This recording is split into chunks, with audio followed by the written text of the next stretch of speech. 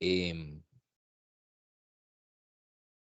Primero vamos a iniciar, tal vez 4 personas que me digan qué piensan que es la física, según lo que han escuchado, vieron en el colegio, ¿qué creen ustedes que es la física? Entonces, 4 personas, no sé si quién quiere participar o para que me diga qué piensa que es la física o qué siente que es.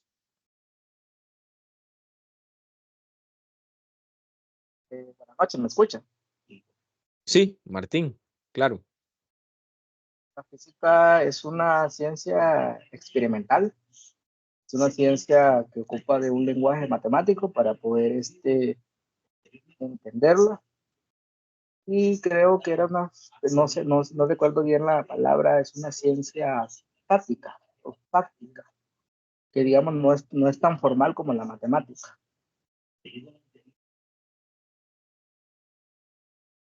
Ok, ¿algún otro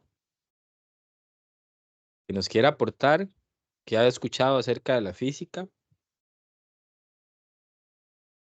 Profe, y tal vez ya sabemos, químicamente hablamos de X o Y objeto, materia, pero digamos que la física sería como hablar de lo que puede suceder con su peso, con su forma en la que es atraído por la Tierra, o sea, todo lo que es la parte física en sí, el objeto o de la materia, cómo se podría mover, cómo, o sea, todo lo que tiene que ver con su textura, con cómo está formada, pero ya no a nivel de química, sino cómo es a nivel tangible por nosotros, algo así, digamos. Ok, ¿algún otro que ha escuchado de física? Eh, Maynor. Estudia las propiedades de la materia y sus formas, usando métodos muy científicos. Ok, ajá, ¿algún otro?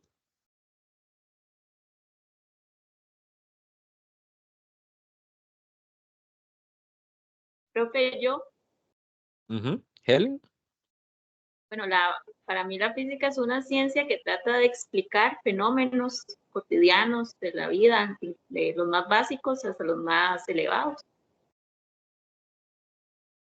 Ok, muchas gracias. Bueno, vean que parte de lo que ustedes me indican son siempre como tratar de entender el universo, la naturaleza. La física es eso, la física es una ciencia que trata de entender la naturaleza, el universo, lo que nos rodea desde un lenguaje matemático, como lo dijo un compañero por ahí. Em, la física, algunas personas lo ven con su palabra físico, que es físic de todo y ica de estudio. Entonces, es como eso que trata de estudiar el todo, entender de qué estamos hechos, nuestra composición, no solamente a nivel de materia, sino también de energía, cómo estamos constituidos, la química también, o sea, todo lo que es química, biología, todo eso también viene dentro de la parte de la física. em, Entonces la física se comporta como eso, como la ciencia que trata de entender el universo desde el estudio de un lenguaje matemático. Ahora bien, la física se divide en demasiadas subramas. Cuando ahorita vamos a ver que al inicio la física antigua se consideraba como una filosofía, entonces era una filosofía natural, que después de filosofía natural, donde esos filósofos se cuestionaban el universo y se cuestionaban el cielo, las estrellas, eh, nace una física clásica que es como una física un poco básica en el sentido de que se estudian cuerpos más macros, movimientos lentos. Luego ya inicia una rama de la física que empieza a tratar de entender el modelo atómico, los átomos, entonces ya empieza la física nuclear, todo esto de las bombas atómicas.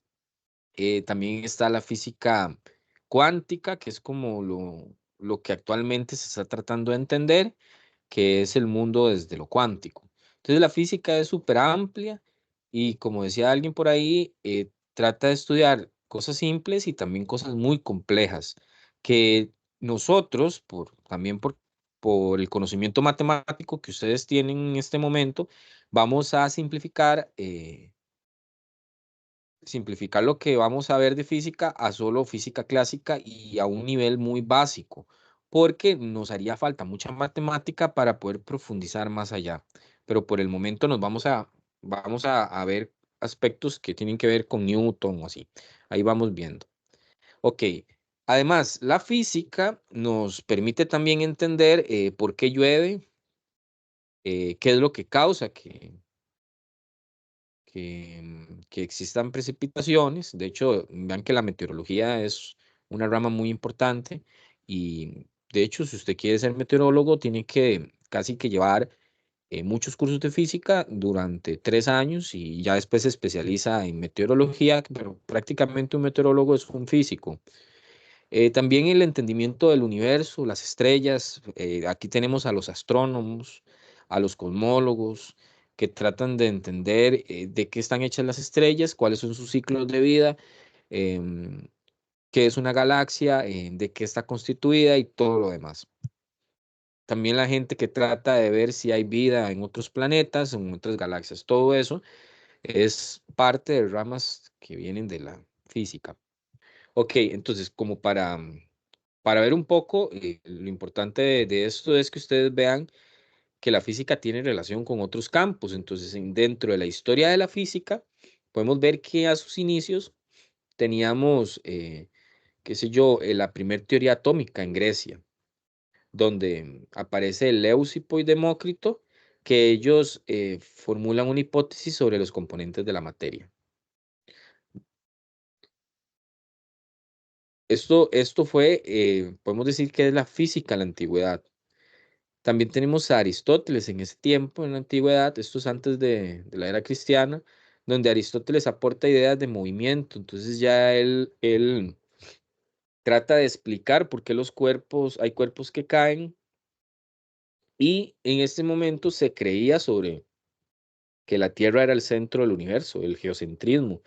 Em, Vean que hoy en día ha cambiado mucho el conocimiento la percepción de que si somos el centro del universo o no. Esto se debe a que la ciencia, a diferencia de otras áreas, la ciencia no se queda con una verdad, sino que va cambiando con el tiempo y cada descubrimiento va generando nuevo conocimiento. Entonces, tal vez lo que conozcamos hoy como física en unos 10 o en unos 20 años va a ser muy distinto, porque tiene que ir evolucionando. En 1510, vean que tenemos a alguien muy importante en la física de la antigüedad, que es Copérnico. Y Copérnico se iba en contra de ese geocentrismo y propone una teoría heliocéntrica, donde estamos nosotros más bien dando vueltas alrededor del Sol. Luego, esto es física en la antigüedad, tenemos la física clásica, que es lo que vamos nosotros a profundizar en esta asignatura, algunos detalles de la física clásica, donde tenemos aspectos de hidrostática, que esto ya se ven para los que ven física 3, por ahí lo van viendo. Tenemos la teoría sobre la propagación de la luz, esto lo ven los que van a ver física 4. Y en física clásica tenemos a Isaac Newton, que es el que plantea la teoría general de la mecánica y la gravitación universal, que a este señor es el que vamos a ver mucho en esta asignatura. Ahora está la física aplicada, también conocida como física moderna, donde ya tenemos áreas como la termodinámica, que trata de entender la relación entre calor y trabajo, em, el electromagnetismo, que trata de entender esa relación que tiene la electricidad y el magnetismo, y es súper importante para las aplicaciones de la tecnología. Y también tenemos a la teoría atómica o la física nuclear, que trata de entender el átomo, que ahí ya tenemos, em, tratando de entender el átomo, nace lo que es la cuántica. Aquí tenemos a Albert Einstein, que desarrolla la teoría de la relatividad. Por ahí me imagino que han escuchado algo de viajes en el tiempo, de esas cosas dentro de la física. Y en 1932 se confirma que los átomos están constituidos de protones, neutrones, todo eso de tratar de entender de qué está hecha la materia, y cómo se comporta, todo eso es física. Entonces, algo que me gustaría también comentarles es que esto es el conocimiento occidental. En su momento, y vean que tal vez en el momento en que estaba la física en la antigüedad, desde América teníamos también concepciones diferentes del conocimiento que también son válidas y que llegan a muchas, también a muchas respuestas. También tenían, digamos, en América, por ejemplo, los mayas tenían una matemática avanzada, tenían la existencia del cero, acá el simbolito del cero. Si ustedes van a la Universidad de Costa Rica, la Escuela de Matemática tiene este simbolito como en su escudo, o en su logo de la Universidad de Costa Rica, en la Escuela de Matemática. ¿Por qué? Porque el cero fue muy importante, que de hecho fue muy importante también para la física en el momento que Europa o el occidente empieza a utilizar el cero. Aquí vean que ya aquí también lo utilizábamos. En el occidente, como les decía, algo que le da pie a la física es la filosofía natural. Tenemos a Aristóteles. Aristóteles pensaba algo muy importante que prácticamente es lo que hace que la ciencia empieza a tomar un rumbo diferente, que es la experimentación, que algunos de los compañeros lo dijo por ahí. La ciencia experimenta, ve sus resultados y toma decisiones con base a sus resultados. Eso es lo que Aristóteles empieza a incluir dentro de la filosofía natural.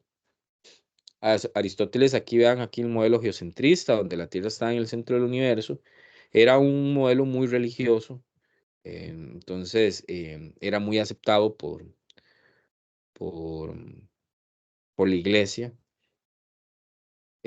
tan aceptado que cuando Copérnico intentó decir que no, que la Tierra no era el centro del universo, tuvo muchos problemas con la iglesia. Y igual Galileo, cuando observó en la luna que la luna tenía montañas, huecos, cráteres, fue muy señalado también por la iglesia, porque tal vez iba un poquito en contra de lo que Aristóteles pensaba.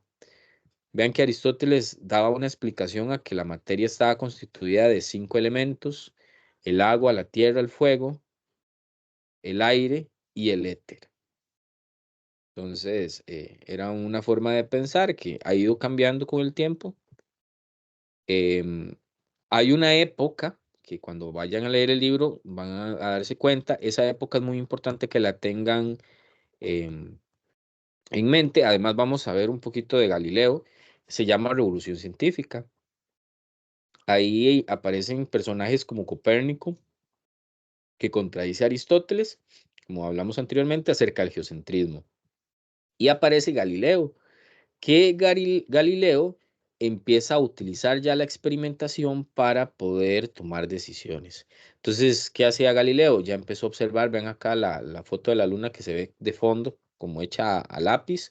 Eso es una observación por medio de la experimentación, cuando ya por medio de un telescopio logra ver la luna y se dan cuenta que la luna es un cuerpo celeste, esférico, con cráteres y muy similar a un planeta.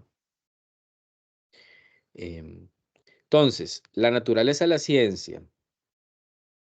Podemos decir que la ciencia, desde sus inicios, ha sido observación de eventos y también incluye algo que se llama un diseño y realización de experimentos.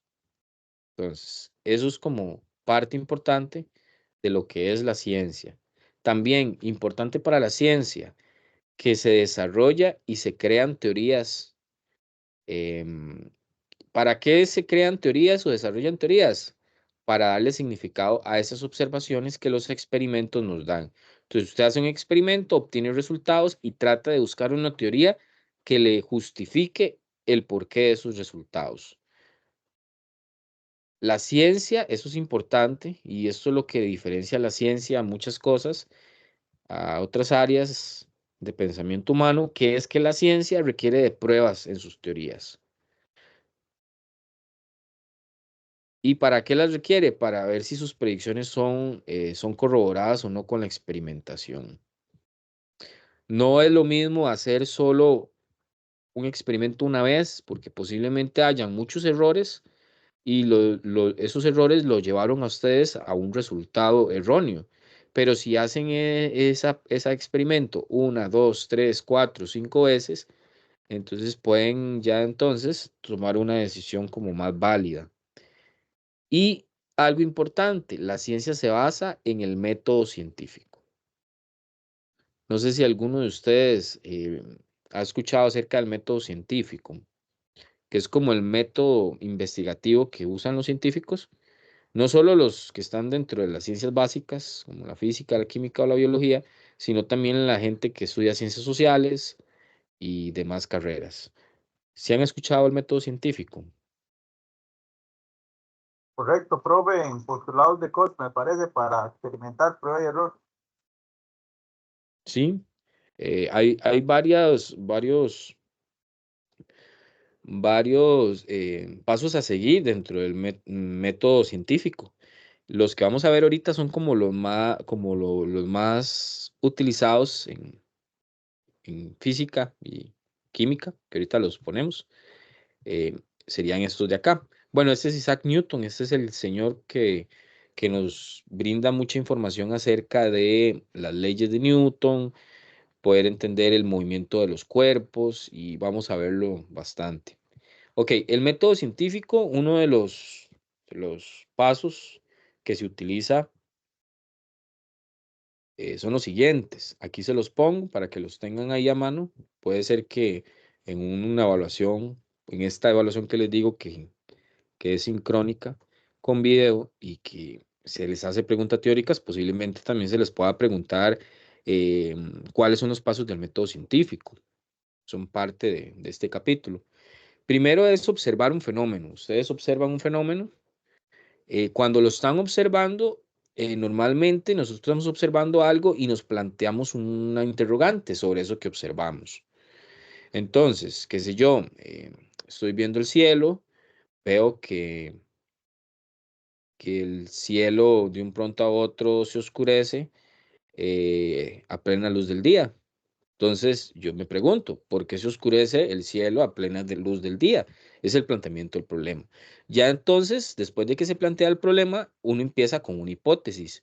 Entonces uno empieza a decir, la hipótesis son como posibles respuestas que no son respuestas definitivas, sino que son posibilidades de lo que pueda estar pasando, que de hecho muchas veces la humanidad se queda en las hipótesis.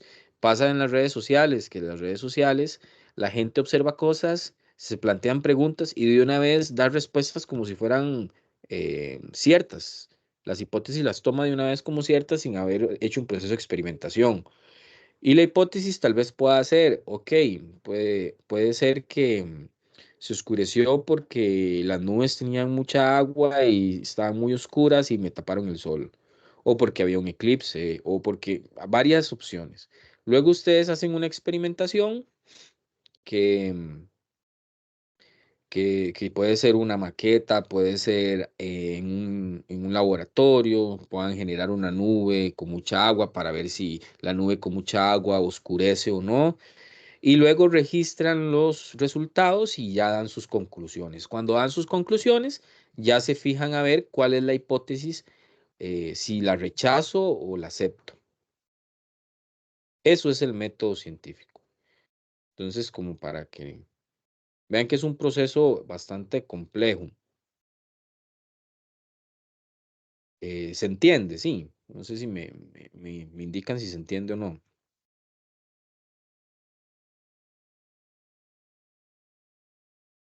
Ok, Sí, sí, señor, sí se entiende, gracias. ok. Listo. Otros conceptos que tienen que tener claros ustedes para la evaluación y para la asignatura es estos tres. ¿Qué es un modelo? ¿Qué es una teoría y qué es una ley? Entonces, cuando hablamos de un modelo, el modelo viene siendo algo como una representación de lo que está pasando en la realidad. Entonces, el modelo lo usan los científicos para comprender un conjunto de fenómenos. Entonces, se hace una analogía o una imagen mental de un fenómeno. Si yo estoy, qué sé yo, vamos a ver si lo hago por acá. Si estoy tratando de entender el movimiento de una pelota de béisbol en el aire, mi modelo es tal vez pensar en la pelota de béisbol como una esfera y la trayectoria que tiene la pelota. Ese es mi modelo. Entonces, yo trato a la pelota como una esfera con una trayectoria. Y ahí después sacaré las ecuaciones matemáticas que me describen cómo se mueve esa partícula, puede ser. En física se usa mucho el término partícula para decir un elemento puntual. Entonces, ese es mi modelo. Si estoy estudiando, qué sé yo, la vibración de dos placas tectónicas, como están vibrando una con la otra, yo puedo simular que las placas tectónicas tal vez son un resorte, que son dos resortes que se están tocando entre sí y vibrando. Eso es un modelo también. Hacer una analogía que me permita extraer de esa analogía como un lenguaje matemático más sencillo. Dentro de los modelos también lo que se hace muchas veces es limitarlo. Qué sé yo, en la pelota que hablé antes, que está ahí moviéndose, para yo poder analizar la pelota moviéndose en el aire, yo voy a, qué sé yo, tomar varias como consideraciones donde puedo decir que desprecio la resistencia del aire. Entonces, al despreciar la resistencia del aire, la pelota ya cae en algo que se llama caída libre, entonces es más sencillo para mí poder analizarla, porque si considero la resistencia al aire, entonces mi modelo se vuelve más complejo y tendría que utilizar ya matemática más compleja. Entonces, por eso es la importancia de un modelo en la física. Luego de los modelos tenemos las teorías. Las teorías son amplias, son detalladas y me predicen cuantitativamente cosas que son probables. Entonces puede ser la teoría de, la teoría de la relatividad, me ofrece a mí ecuaciones matemáticas, que con esas ecuaciones matemáticas yo puedo predecir dónde va a estar una partícula que se mueve a la velocidad de la luz en un cierto tiempo dado, en un tiempo dado. Entonces ya me está brindando una ecuación matemática que puedo predecir qué va a pasar con esa partícula. Eso sí, son precisas, pero no se pueden confundir con un sistema real o con el fenómeno mismo. ¿Por qué? Porque van a haber ciertas cosas que se están ignorando. Cuando es algo en la teoría es funcional dependiendo también del contexto. Vamos a poner aquí, depende del contexto. Un ejemplo de teoría puede ser, qué sé yo,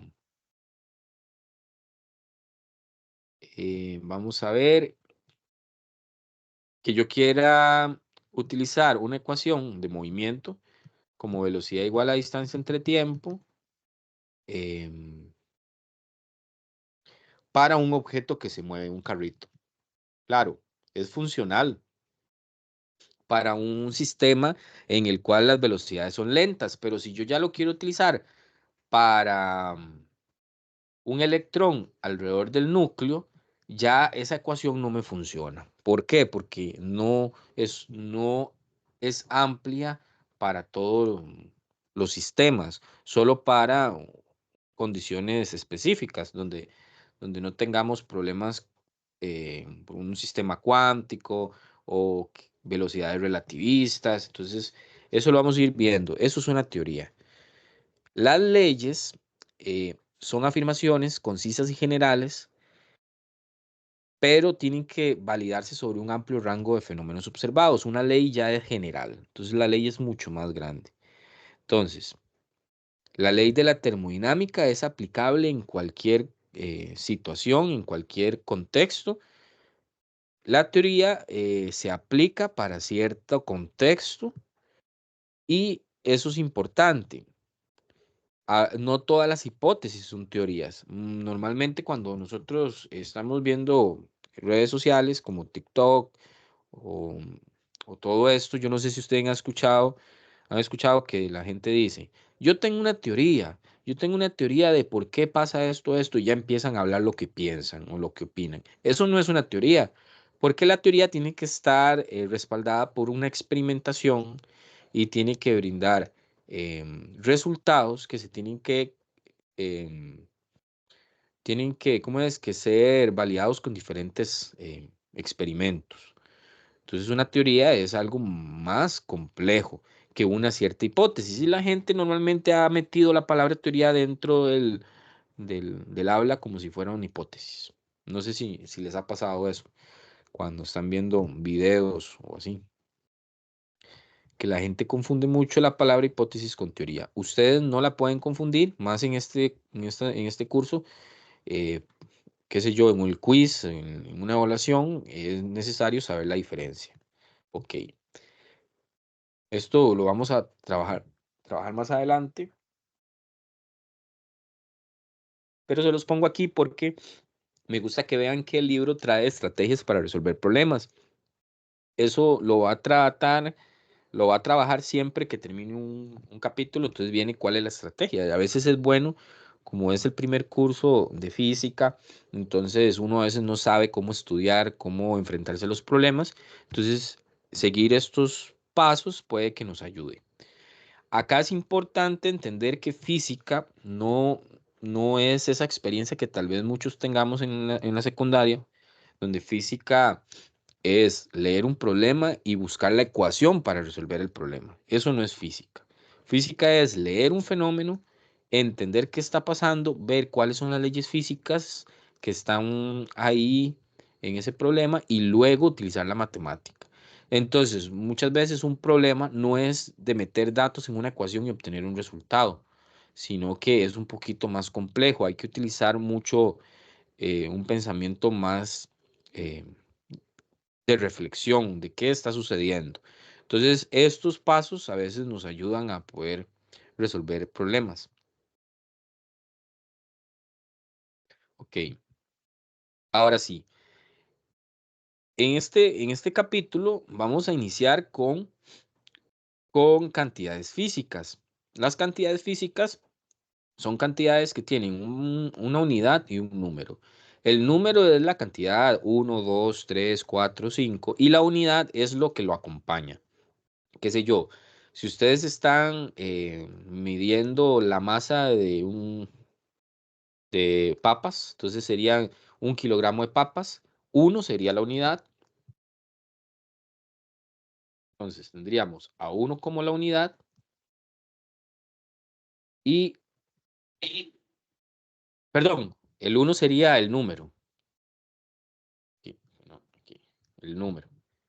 Otra cosita que no les dije, las clases, digamos, física tiene que cada clase se va a ir haciendo más complejo. Entonces, por el momento, en esta en específico, es como muy básico lo que ustedes van a tener que aprender, pero sí es súper importante que lo aprendan bien porque es la base de todo lo que viene.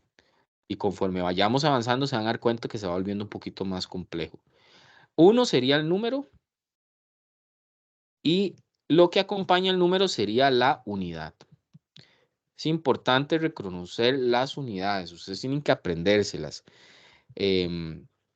Hay unidades más relevantes que son estas tres, que son la unidad de tiempo, longitud y masa.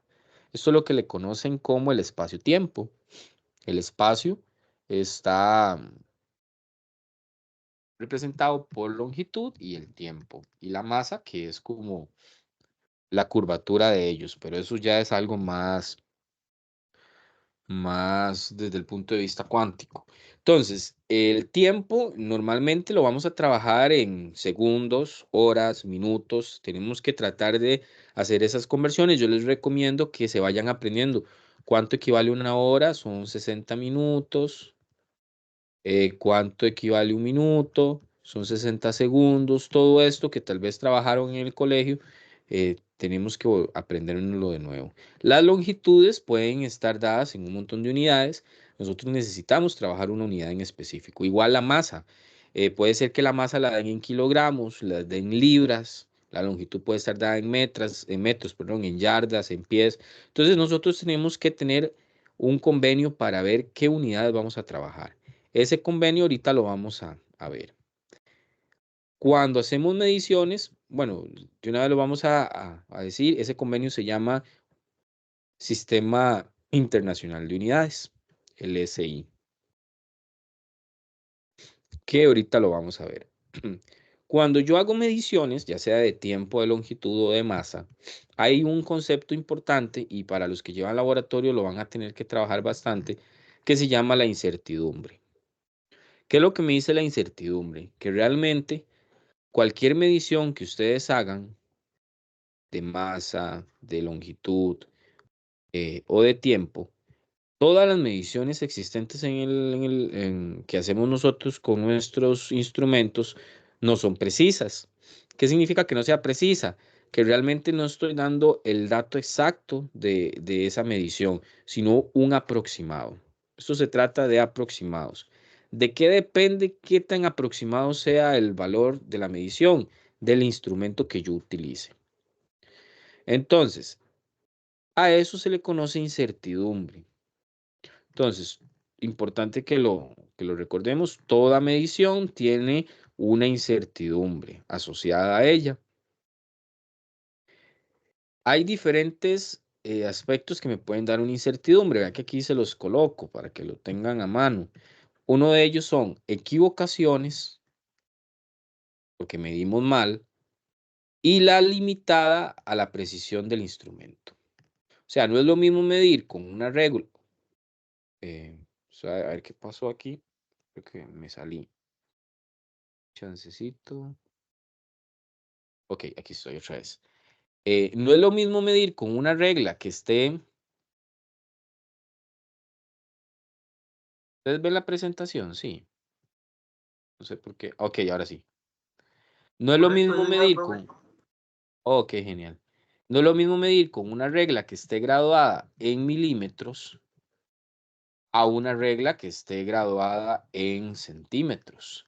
¿Por qué? Porque, ¿qué pasa si estoy midiendo y de un pronto a otro la medida llegaba a un punto como por acá? O sea, no sé, puede ser que sea 1,5, 1,4, pero no estoy seguro. Entonces, esa incertidumbre va a depender también del instrumento que yo estoy utilizando.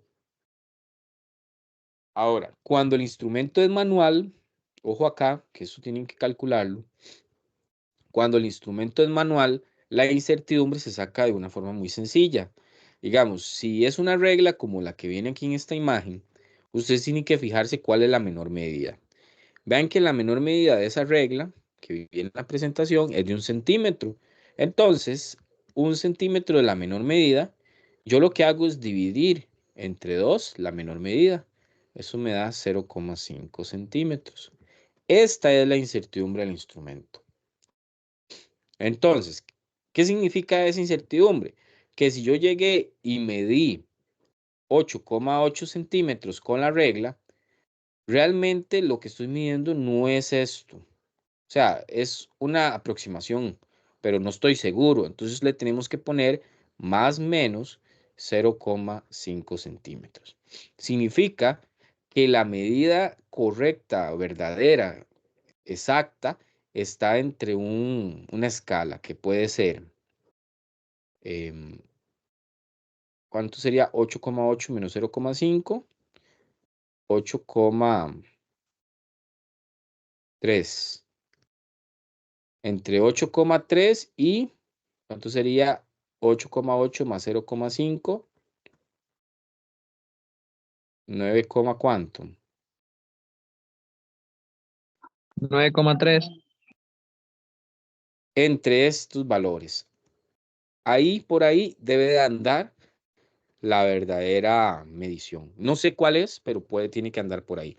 Eso es lo que significa la incertidumbre. Entonces, cualquier instrumento manual, lo que hacemos es ver cuál es la menor medida, como dice acá, menor medida, y dividirla entre 2. Eso va a ser la incertidumbre. ¿Se entiende eso? Para que lo saquen cuando se les pida.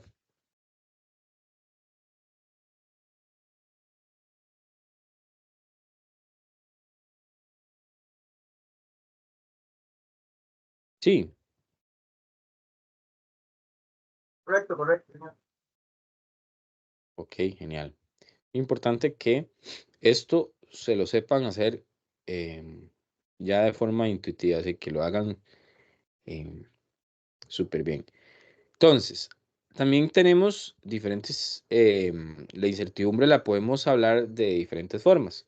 La estimada, que es lo que hicimos, la que se estima según el instrumento de medición utilizado.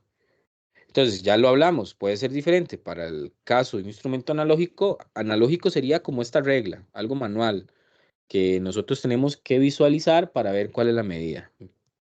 Y digital ya es diferente. ¿Cómo se saca para digital? Ok, vean que los digitales, como este que tenemos acá, que es un PRA, em, lo que mide es el grosor de cosas, ¿verdad? Que pongamos aquí adentro. Entonces, la pantallita siempre me va a tirar, qué sé yo, números. Aquí me tiro 16,88. Esa variación de esos números van a ir cambiando como 16,89, 16,90, 16,91, 16,92 y así van a ir variando. Entonces, si ustedes se fijan, la variación en este instrumento digital va a ir variando en cantidades de 0,01. Entonces, la incertidumbre es 0,01. ¿Cómo se expresa el resultado? Esto para los que están en laboratorio, 16,88 más menos 0,01. Una forma fácil de verlo es como ver el número que tengo en digital, ver cuántos números hay después de la coma. Vean, hay 2, 1, 2. Entonces, coloco el 1 en una segunda posición. ¿Qué hubiera pasado si el resultado me lo hubiera tirado así? 17,999. Entonces la incertidumbre sería 0, ¿cuántos hay? 1, 2, 3. Entonces ponemos el 1 en una tercera posición. Esa sería la incertidumbre del instrumento cuando es digital.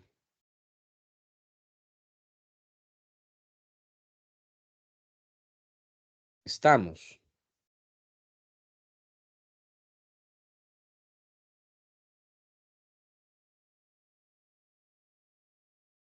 Sí, Correcto, correcto, sí, señor. ok. No se les olvide. Ahora, hay otras incertidumbres como la incertidumbre porcentual, que es como para dar un porcentaje de cuánta incertidumbre es. Pero es una división entre la incertidumbre y el valor medido multiplicado por 100. Pero esto lo vamos a trabajar después. Por el momento no estamos cabeza tanto en esa. Ok. Ahora, en física existe algo que se llama cifras significativas. Bueno, no solo en física, en todas las ciencias. Cuando vamos a trabajar en un experimento, vamos a tratar de que los resultados, ya vimos que los resultados de todos los experimentos no son exactos. Lo que tienen es un grado de exactitud o son ciertamente precisos. Entonces, no es que yo voy a obtener un resultado y yo diga, ese es el valor correcto, no. Va a depender de qué, de todos los instrumentos que ustedes utilizan. Y así es con todo, digamos, si ustedes están en química y están haciendo acetaminofén o están sintetizando aspirina, qué sé yo, dentro de su procedimiento utilizaron balones aforados con diferentes medidas. Posiblemente esas medidas tengan incertidumbre, error, que al final ustedes no obtienen 100% puro lo que están haciendo, siempre hay un error. Igual pasa en física. O sea, ustedes obtienen un resultado matemático, hacen cálculos para saber tal vez dónde va a estar una partícula en un cierto determinado tiempo, pero el resultado tiene errores. Por eso se usan mucho las cifras significativas para tratar que ese error sea lo menos posible. Si seguimos el uso de las cifras significativas, también podremos sumar y restar considerándolas. Eso lo vamos a ver ahorita. Entonces, ¿cómo yo me doy cuenta que ¿Qué números son significativos y qué no? Ok, aquí les pongo de una vez las 3 reglas más importantes. La primera son los ceros al principio de un número. Esos no van a ser significativos. Entonces, si yo les doy un número como ese que viene ahí, 0,0254, los ceros a la izquierda no son significativos. Entonces, ¿cuántas cifras significativas tiene ese número? Alguien que me diga. Bueno, aquí dice 3, ¿verdad? 1, 2, 3. Porque los ceros a la izquierda no cuentan. Entonces tenemos 3. ¿Cuáles son las cifras significativas? 2, 5, 4. Eso realmente también es porque el número puede ser 0,0254, qué sé yo, pero va a depender mucho de la unidad que yo le ponga, porque también lo puedo representar como 254 si cambio la unidad. Entonces, lo que realmente importa acá son estos números. Ahora, los ceros dentro de un número son significativos. Entonces, en este otro caso, donde tenemos ceros, pero es 104,6, aquí sí es significativo porque está en medio de los números. Aquí tendríamos 1, 2, 3, 4 cifras significativas. Y la última regla son los ceros al final de un número. Van a ser significativos solo si están después del punto decimal. Entonces, vean acá, tengo 2705,0. Entonces, como está después del punto decimal, es importante considerarlo. Ahí tendríamos 1, 2, 3, 4, 5 números, 5 cifras significativas. Esto es el primer paso. Ustedes tienen que aprender a sacar cifras significativas. ¿Cuántas cifras significativas tiene un número? Para después hacer las operaciones considerando esto. ¿Ok? ¿Se entienden las 3 reglas?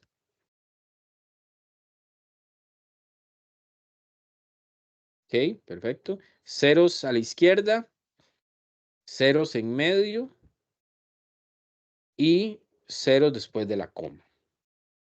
De hecho, la primera hay un dicho que usaban la gente como decir, esto es un cero a la izquierda. ¿Qué es lo que quiere decir un cero a la izquierda? De que no es significativo. Así tal vez se acuerden de esta, esa regla. Lo único que hacen es ubicar el punto decimal. Ok, entonces, estos ejemplos, alguien que me diga, ¿cuántas cifras significativas hay en el primer número? Dos. Correcto, 2. En el segundo, 2, ¿Mm? En el tercero 4, y en el último, 2. 2. perfecto. ¿Vieron? Así de sencillo es reconocerlas. Nada más hay que fijarse si hay un cero a la izquierda o si el cero está en medio o si está después de la coma. Y este otro, vamos a ver, este otro acá, ¿cuántas cifras significativas tiene? 4. 4. 4. Perfecto. Genial. Ahora sí. Otra cosa, además de las cifras significativas que tienen que Profe, una entender, pregunta. es la red. Dime. ¿Qué pasa si el 0 no está después del decimal, que simplemente es un 0, digamos un 40? Ok, ese se toma como 2 cifras significativas. Listo, gracias. Sí. Algunos libros sí lo consideran diferente, pero sí, este serían 2 cifras significativas.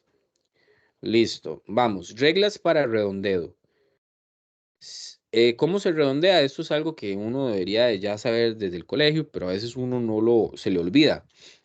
Uno redondea si el primer dígito a desechar es menor que 5. Entonces, ¿qué pasa si es menor que 5? Se deja como está. Si es mayor que 5 o 5, vean que puede ser 5 o más. A veces lo que hacemos es ver que sea mayor que 5, nada más, no, también puede ser 5, incrementamos el dígito en 1. Pongo un ejemplo. Si es 15,4 y necesito redondear eso se queda como 15. No se redondea. ¿Por qué? Porque el número que hay es menor que 5. se deja el dígito anterior como está, o sea, queda como 15. ¿Qué hubiese pasado si era 15,5? Como es 5, se pone 16. ¿Y qué hubiera pasado si hubiera sido 15,6? Se pone 16. Otra cosa, si el número hubiera sido 29,6, a veces pensamos que como el 9 es mayor que el 6, no hay que redondear, pero no es así. O sea, lo que tenemos que fijarnos es si el primer dígito a desechar es 5 o más. Entonces, como es 6, es más que 5. Entonces, incrementamos el dígito anterior. Entonces, en vez de ser 29, sería 30. ¿Está claro eso? El redondeo. Correcto. Ok, genial. Sabiendo ya contar cifras significativas y saber redondear, ya podemos hacer operaciones con cifras significativas, que es como parte de lo más importante para hoy. Entonces, vamos a ver.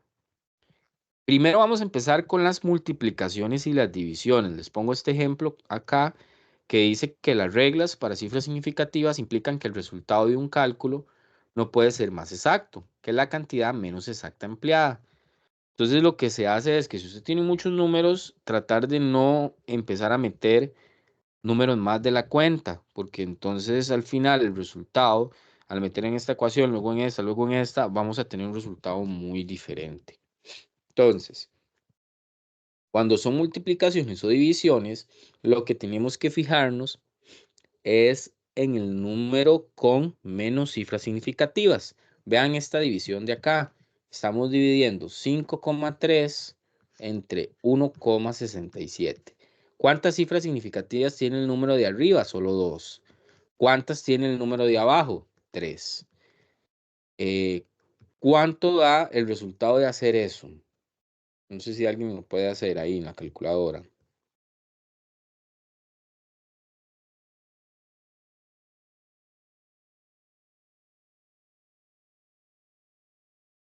Esto da 3.17, 36, 52, 29, Ok. 46.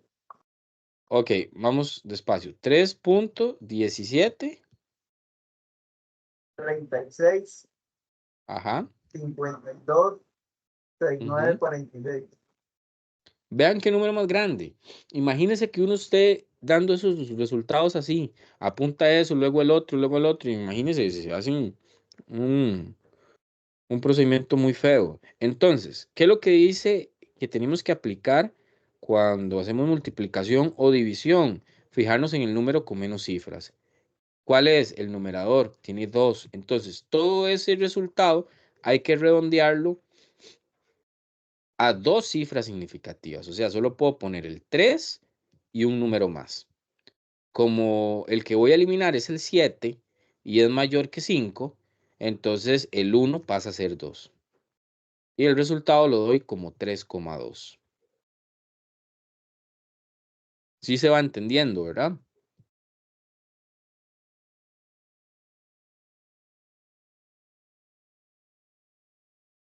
Ok, vamos a Sí, ver. señor. Sí, se entiende, Ok, gracias.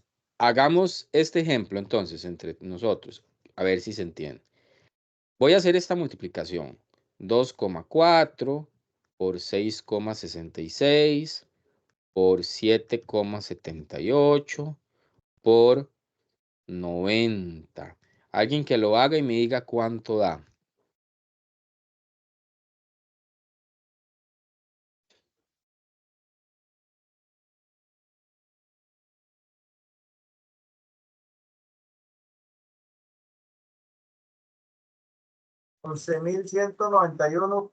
$11,191.9968.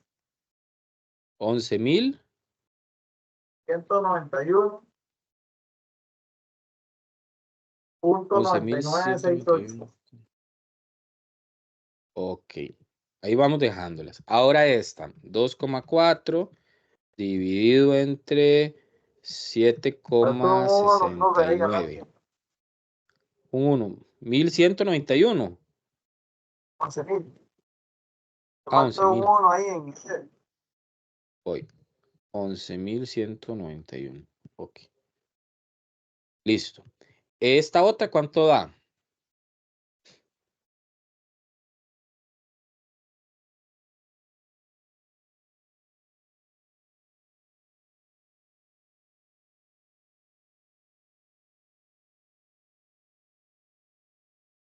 Cero 31 20 93 62 81 ¿60 y qué? 62 81. Ok, listo. Dejémosla así. Ahora, siguiendo las reglas de lo anterior, vean que cuántas cifras significativas hay en el 2,4. 2, ¿verdad? En el 6,66, 3. En el 7,78, 3. En el 90, 2. Significa que todo este resultado hay que darlo con dos cifras. Ahora, en el B, el numerador hay dos cifras significativas y en el denominador hay tres cifras significativas. Significa que todo ese resultado hay que darlo con dos cifras. En el B es muy fácil ver que solo se trata de redondear. Ahí el resultado sería 0,31. Perdón, 0,3 más bien. Sería, no, porque recuerden que 0 a la izquierda no es significativo, entonces sería 0,31. Estamos claros con el B.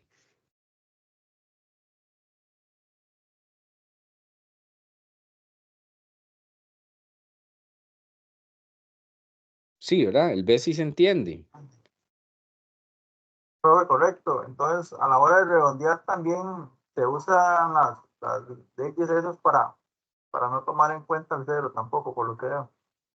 Correcto, porque usted lo tiene que dar con el resultado de dos cifras significativas, pero yo no puedo decir que 0,3 sean dos cifras significativas, porque el 0 a la izquierda no cuenta, entonces tiene que ser 0,31. Ahí está el resultado con dos cifras.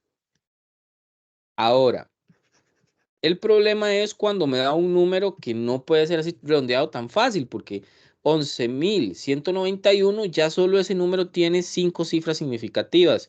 Pero ¿cómo entonces expreso eso en dos cifras? Aquí hay que utilizar algo que se llama notación científica.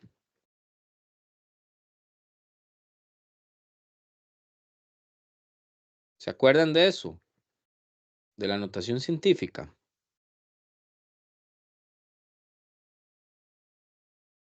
Ok, entonces, ¿cómo se hace? Bueno, tienen que ser dos cifras significativas, entonces yo solo coloco los primeros números, 1,1.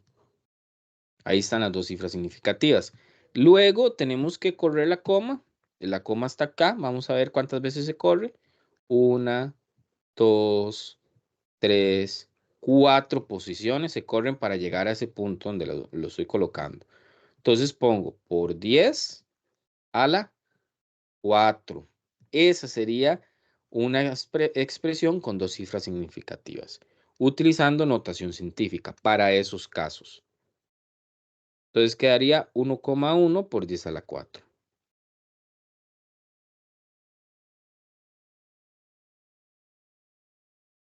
Genial, ¿verdad? Así es. Así entonces ya sabemos hacer multiplicaciones y divisiones con cifras significativas. Hacen la multiplicación normal, meten todo en la calculadora. Como vean acá, esta división dio 5.800, pero luego ya cuando tienen el resultado se fijan cuál es el número menor con cifras significativas. Vean que arriba teníamos 725,0, son cuatro cifras, porque el 0 después de la coma sí es significativo. Abajo teníamos 0,125. El 0 a la izquierda no es significativo, solo son 3. Entonces el resultado hay que darlo con 3. Se incluye el 5, se incluye el 8 y se incluye el 0. Pero vean, como no puedo dejarlo como 580, entonces lo expresamos 5,80 y corremos la coma. La coma está aquí. Cuando yo tengo un número así como 5.800, la coma está acá. Por eso no se coloca, porque está en esa posición. Entonces corremos 1, 2, 3. Por eso se pone por 10 a la 3. Listo. Ahora, ¿qué pasa en el caso que fuera una suma y una resta? Bueno, ahí cambia. Entonces ya sabemos cómo hacerlo en multiplicación, ahora hay que hacerlo con sumas y restas. Entonces, lo que hacemos en las sumas y restas es encontrar el número que tiene menos decimales. Aquí hay que fijarse en los decimales. Vean que lo pongo aquí en grande. Decimales. Entonces, vean lo que están acá haciendo. Tienen al 23,1, le están sumando 0,546 y le están sumando 1,45. El resultado da 25,096. ¿Qué es lo que hacen? Se fijan en todos los números, cuál es el que tiene menos decimales. Vean que es 23,1. ¿Cuántos decimales tiene? ¿O cuántos decimales tiene? Solo tiene uno. Solo hay un número después de la coma. Entonces el resultado tiene que ir solo con un número después de la coma. Eso sería 25,1 ya redondeado. Igual cuando hacen una resta, se fijan nada más, vean en esta otra resta, 157 y 5,5. ¿Cuál es el número con menos decimales de esos dos? 157 porque no tiene decimales. Entonces significa que mi resultado lo tengo que dar sin decimales. No se cuentan cifras significativas, sino lo que se cuentan son el número de decimales después de la coma.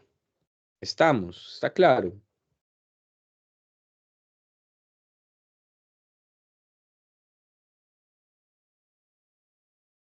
Correcto, señor. Ok, entonces hagamos un ejemplo.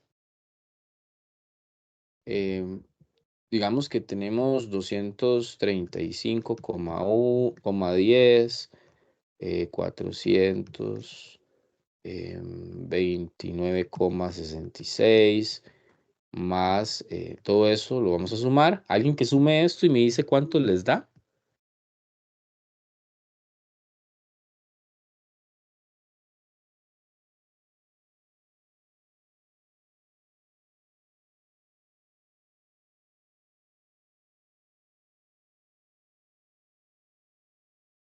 $664,76.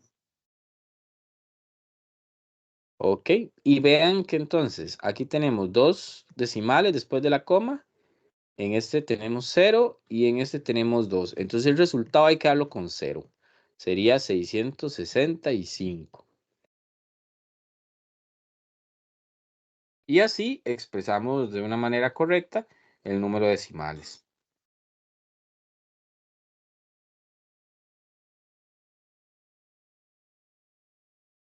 ¿Estamos? Sí.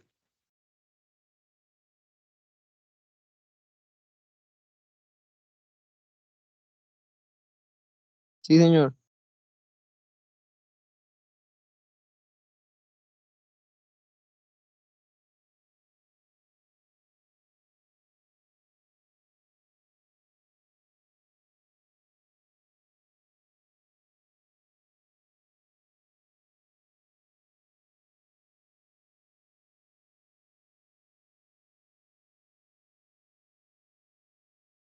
Ok.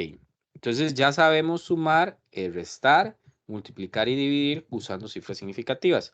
Ya lo último que quedaría para la clase de hoy sería un poquito lo de las conversiones, que es algo que no solo lo vamos a hacer hoy, lo vamos a hacer casi que en todas las clases porque es súper importante estar haciendo conversiones.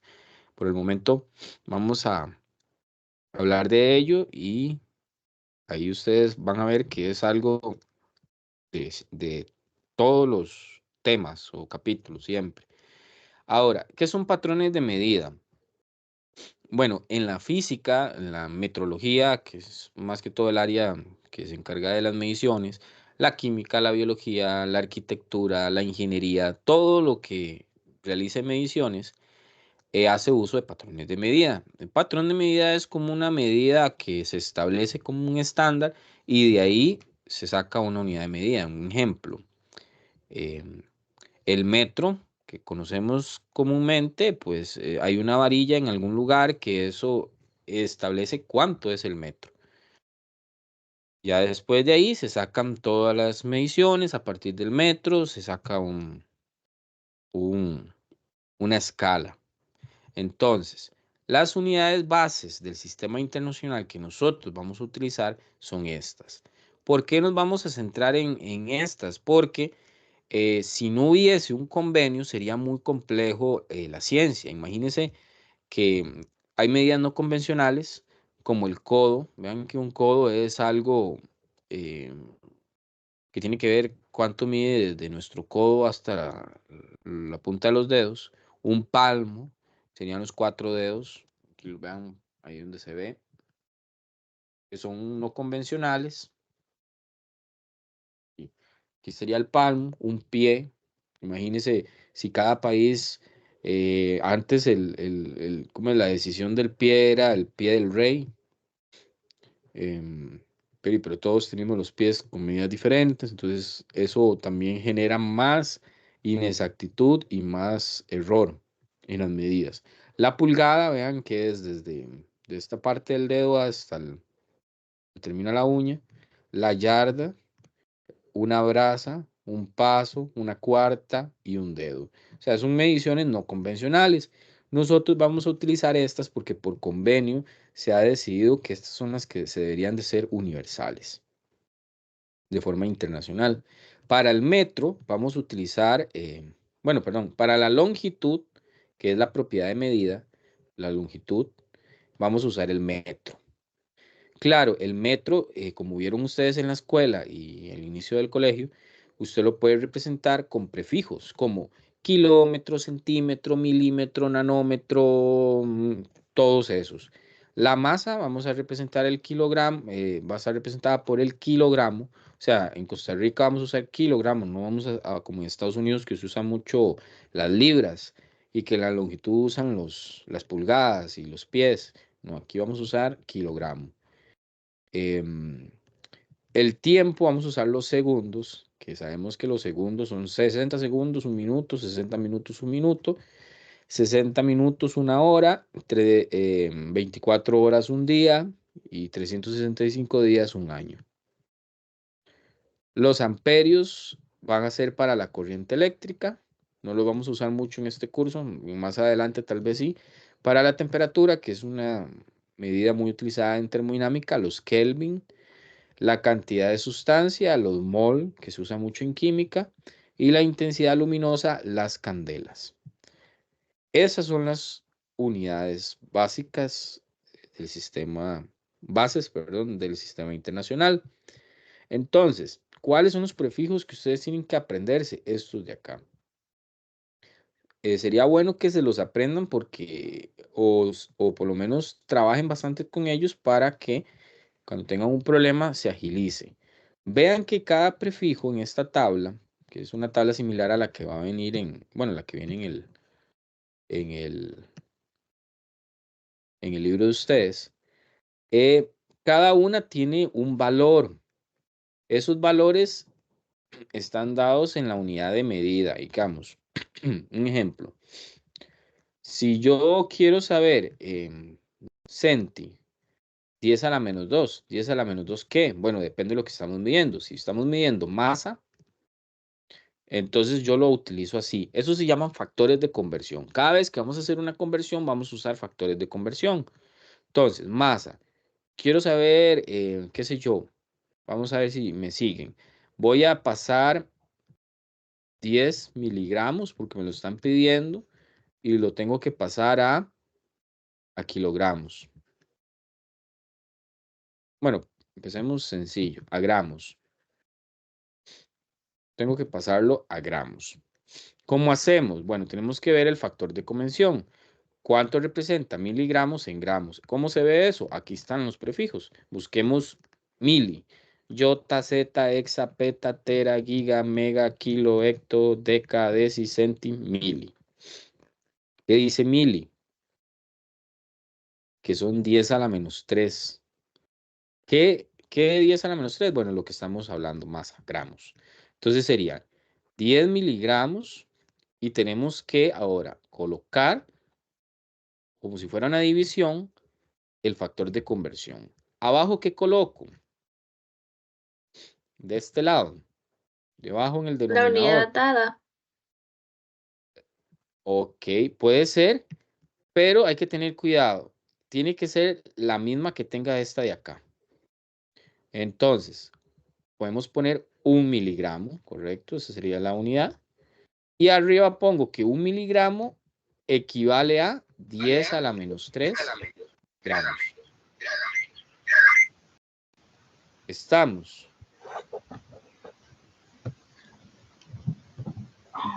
¿Por qué se pone el miligramo aquí? Para que entonces estas unidades se cancelen.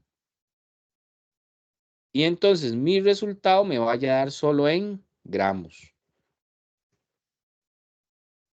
¿Cuánto da eso? Alguien que Profe, me haga una ese consulta, cálculo.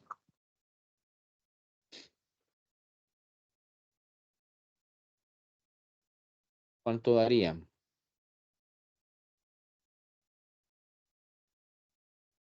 Si no saben cómo poner 10 a la menos 3 en la calculadora, pueden poner 1,0 por 10 a la menos 3.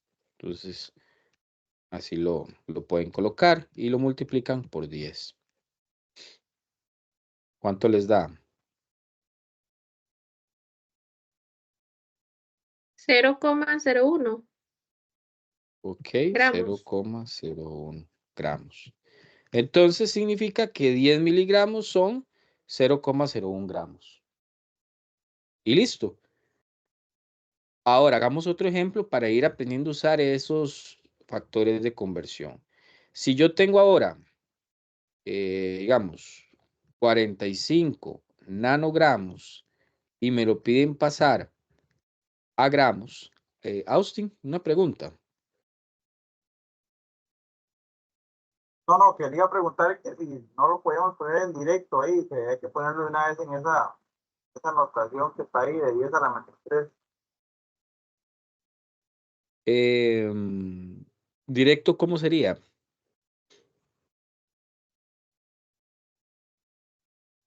Como haber colocado ese 0,01 de una vez arriba. Sí, pero no, eso Eh, es relativo. Es relativo, profe, porque al sí, final lo que trata es de ver las equivalencias. sí, ahí digamos, también pasa que a veces conocemos la expresión como cuando es que si hubiera sido kilogramo, entonces usted pone 1 kilogramo y arriba usted en vez de poner 10 a la 3 pone 1000 gramos, ¿verdad? Que es lo mismo que usted dice, en vez Exactamente. de poner 10 a la menos 3 ponemos 0,00301, perdón. Pero la idea hacerlo de esta manera es usar estos factores de conversión que ya vienen acá. Pero sí, sería lo mismo. Ok, nanogramos a gramos. Aquí entonces la cosa cambia. Vamos a poner nanogramos. Otra vez multiplicación. ¿A quién pongo abajo en el denominador? La equivalencia, un nanogramo. Ahora buscamos en la tabla cuánto corresponde un nanogramo en gramos. Vamos a ver. Nano. ¿Por dónde está la nano? Aquí está. 10 a la menos 9. Esto, cuando ustedes hacen este ejercicio, se van a dar cuenta que con el tiempo se van a ir aprendiendo las equivalencias. Ya saben que nano es 10 a la menos 9, las más usadas centi 10 a la menos 2, entonces va a ser mucho más fácil. Un nanogramo es 10 a la menos 9. Entonces, eso nada más, aquí se cancelan unidades y lo que me queda me da en gramos. No sé si alguien me hace el favor de hacerme aquí el cálculo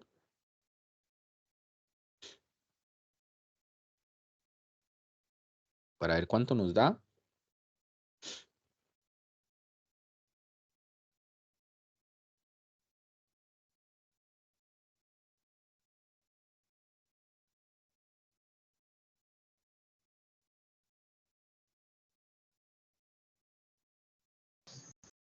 1.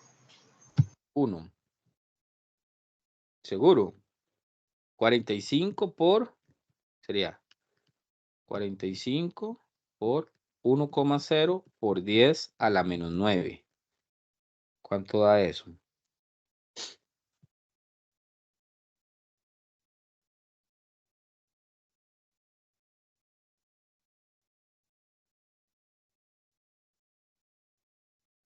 Profe, a mí me da 4.5 con una X y un 10 a la menos 8. También. Así. Ok. Gramos. Eso sería. Ahora bien, vean que estamos siempre pasando a gramos, por eso es que es tan sencillito, ¿no? pasarlo siempre a gramos. Otras veces no nos lo piden gramos, sino que tal vez está en esos 10 miligramos que teníamos antes y me lo están pidiendo pasar a kilogramos. Entonces vean que esa equivalencia, ese factor de conversión ya no lo van a encontrar en esta tabla, porque esta tabla solo te da como el factor de conversión del prefijo a la unidad. Entonces, si estoy trabajando gramos, entonces solo le da de kilogramo a gramo, de decagramo a gramo, de centígramo a gramo. O sea, no hay una equivalencia de miligramo a kilogramo. Entonces aquí muchas veces lo que hacemos es primero pasarlo a gramo. Entonces serían 10 miligramos. Multiplicamos, abajo pongo 1 miligramo. Arriba tendríamos, vamos a ver, miligramo, 10 a la menos 3 gramos. Entonces ya me aseguro que está en gramos. Una vez que me aseguro que está en gramos, vuelvo a hacer otra multiplicación y abajo ahora pongo el gramo y arriba el factor de conversión. Entonces, ¿a qué lo ocupamos? A kilogramos. Entonces, abajo siempre tiene que ir el gramo para que se cancele con este gramo. Entonces aquí pondría 1 kilogramo. Ese factor sí está por acá, ¿verdad? Kilo, 10 a la 3 gramos. ¿No? Entonces al final da, se cancela con esto. Y me da, bueno, no lo voy a poner, lo voy a poner de una vez así, da 10 por 10 a la menos 6 gramos. Perdón, kilogramos. Entonces, vieron, la idea cuando no se está pidiendo a la unidad de medida, sino que a otro con prefijo, como de miligramo a kilogramo, una opción es pasarlo a gramos primero y luego de gramos pasarlo a lo que nos preguntan. ¿Eso queda claro, lo que estoy explicando? Profe, ¿puede hacer otro ejemplo? A ver. Ok. Otro ejemplo sería como que tenga una cantidad, qué sé yo, en como el tamaño de una bacteria o algo así, me dicen que tiene una longitud de 40 micrómetros.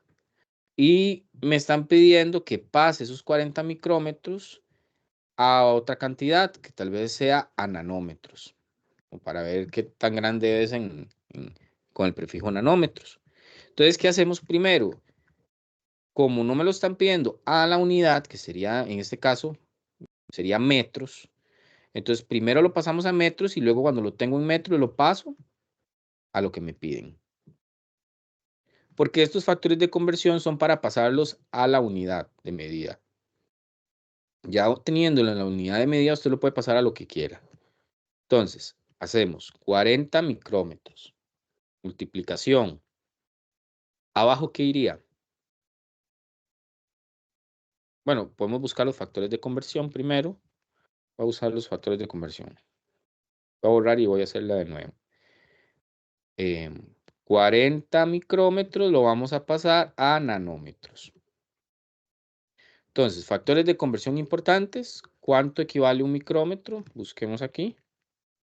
Micro, 10 a la menos 6. 10 a la menos 6 metros. Otro factor importante, un nanómetro. ¿Cuánto equivale un nanómetro? Un nano, 10 a la menos 9. Ya tengo los factores de conversión. Hay gente que lo hace así. Primero busca los factores de conversión. Una vez que los tiene, ahora sí empieza a hacer la conversión.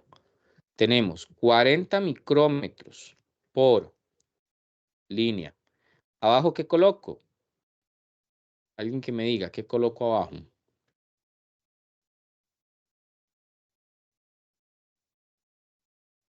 ¿Cuánto equivale un nanómetro? No, porque vea que aquí tengo micrómetros. Tengo que cancelar ese micrómetro. Tengo que usar uno de los dos factores de conversión. Entonces, ¿qué pongo abajo?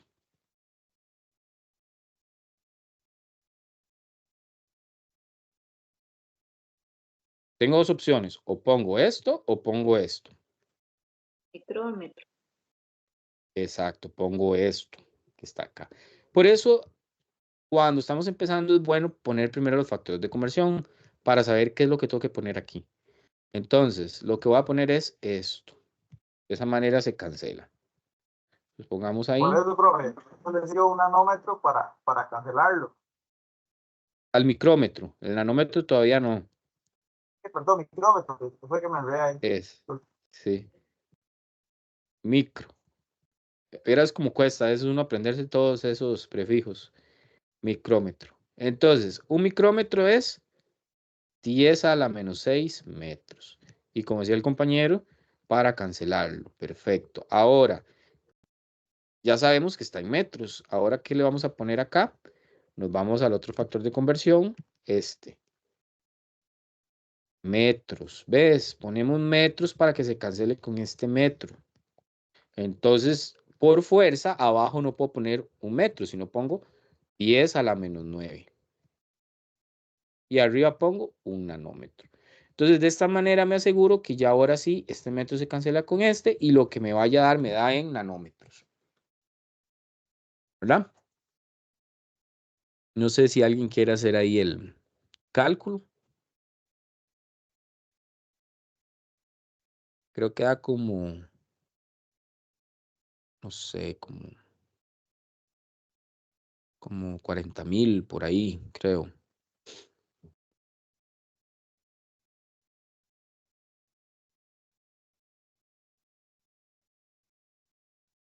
Me avisan ahí.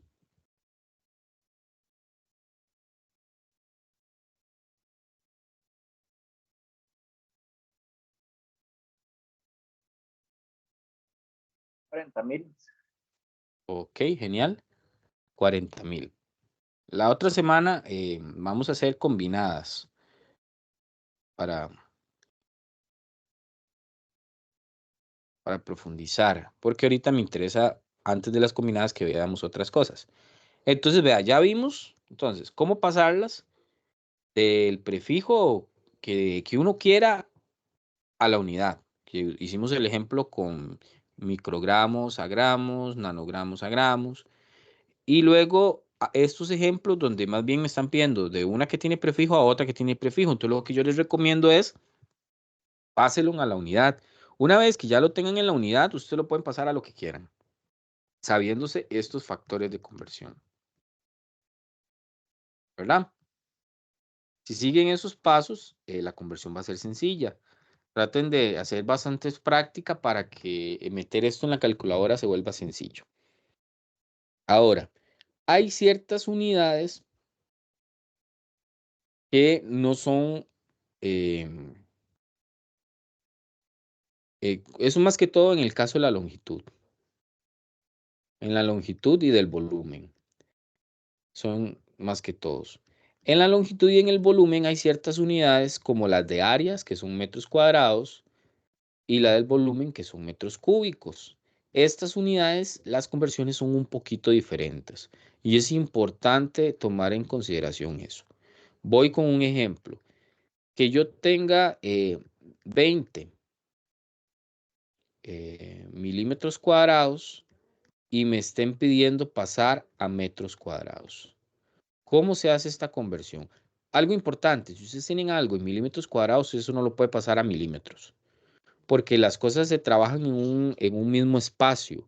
El área solo se puede hacer conversiones en términos de área, los volúmenes en términos de volumen, por eso ese cuadrado se mantiene. ¿Cómo hace uno esto? Bueno, es muy similar. Bueno, busco el factor de conversión que viene en la tabla, milímetros.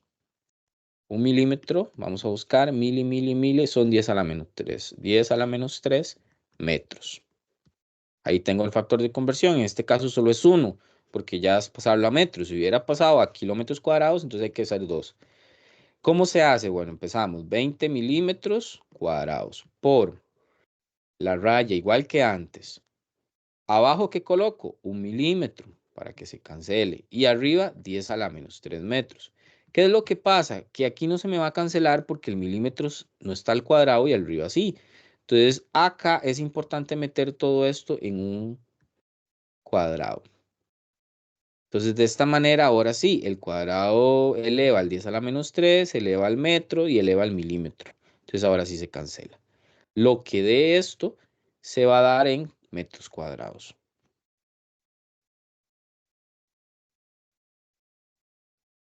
Entonces, en la calculadora, ustedes nada más lo que hacen es meter 20 multiplican y ponen, bueno, el 1 al cuadrado es 1, entonces no importa.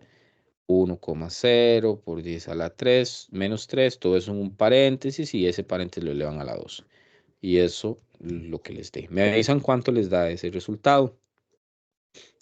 Pues si fuera una medida cúbica sería igual, pero elevado a la 3. Correcto, exacto. Vean que esto es muy sencillo, pero es muy fácil, bueno, es muy común equivocarse. Y uno como profesor encuentra trabajos en donde está todo bien hecho, pero una conversión de metros cuadrados, de área o de volumen está errónea por eso, porque se les olvida y la hacen igual que las conversiones anteriores, pero ya con solo eso el resultado va a dar mal.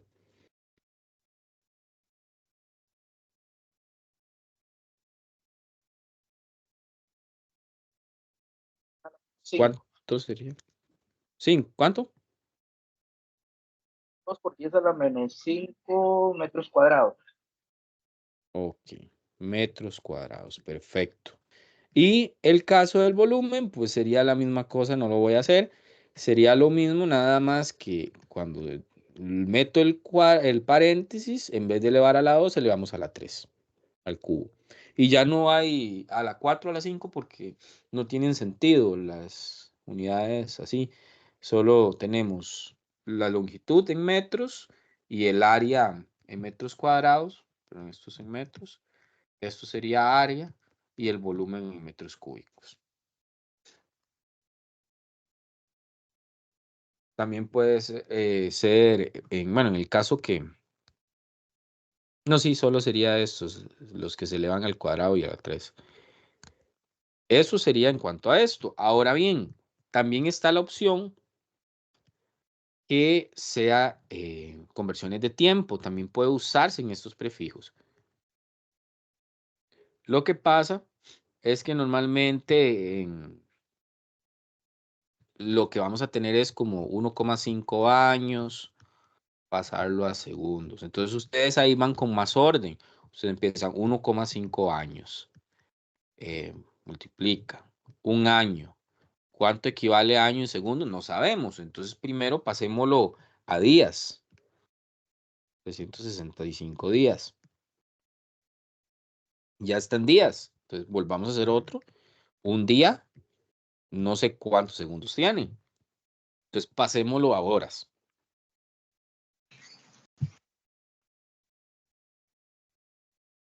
Tal vez una hora son 3.600 segundos, pero digamos que no lo sé, entonces seguimos. Son 60 minutos. Y seguimos. Y un minuto son 60 segundos. Entonces ustedes ven, si ustedes siguen este proceso, los días se van con los días, las horas con las horas, los minutos con minutos, y me queda en segundos. Y así ya puedo obtener cuántos segundos son. Las conversiones de tiempo entonces se hacen igual. Entonces lo único que necesitamos son esos factores de conversión para ir haciendo esas conversiones. Me avisan si queda claro. Creo que apenas a tiempo. Llegamos como para no pasarnos de las 2 horas. ¿Cómo se ve esto de las conversiones y ¿cómo es? De las sumas y multiplicaciones con cifras significativas? ¿Cómo lo ven?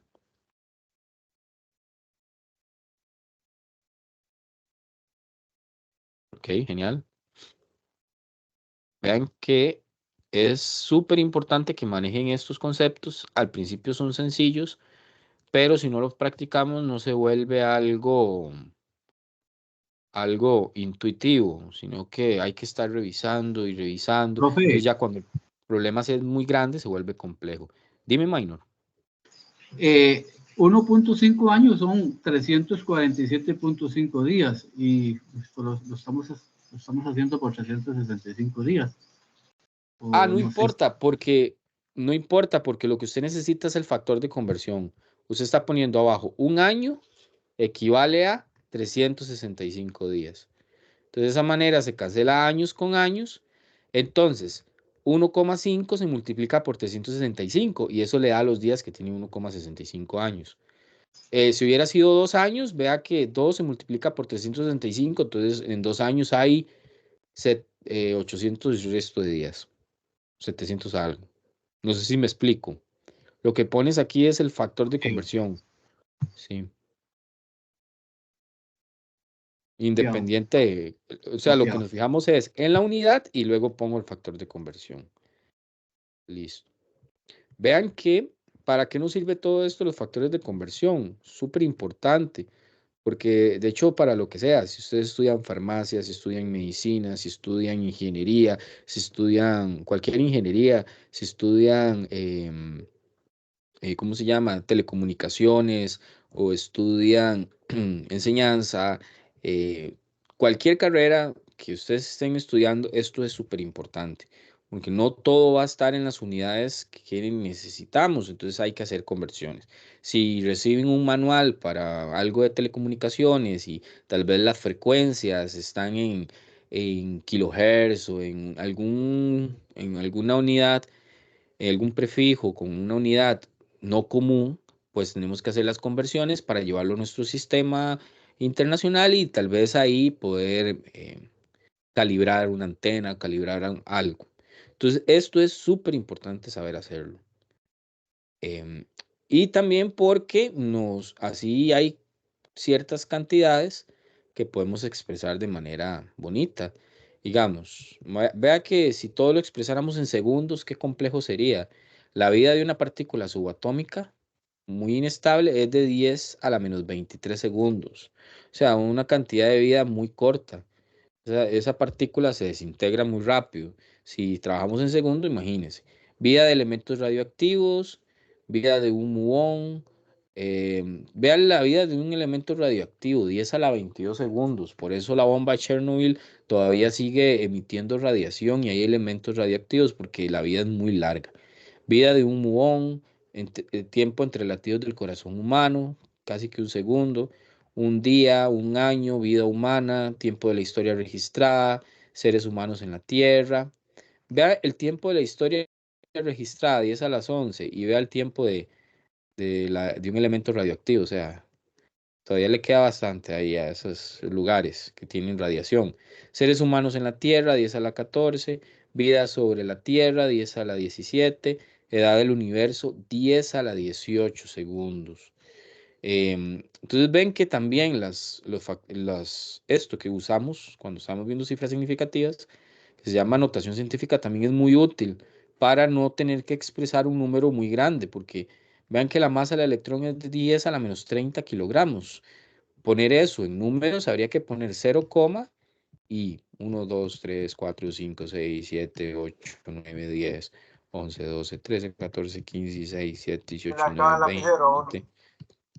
3, 4, 5, ¿sí? Ahí está. Hay 3 kilogramos. Ese número tan grande es la masa de un electrón. Entonces, si usted se pone, exacto, se le va los lapiceros, se le va todo escribiendo eso. Entonces, por eso es importante la notación científica. Aprendan a usarla y traten de usarla, aunque primero sea tedioso, acostúmbrense a usarla porque si no van a tener cantidades así y no jamás las vamos a estar escribiendo con ceros.